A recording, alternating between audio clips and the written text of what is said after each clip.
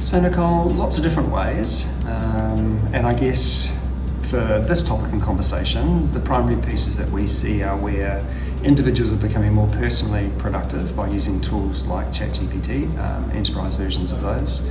You then have organisations that are looking to improve their efficiency around how they operate as an organisation.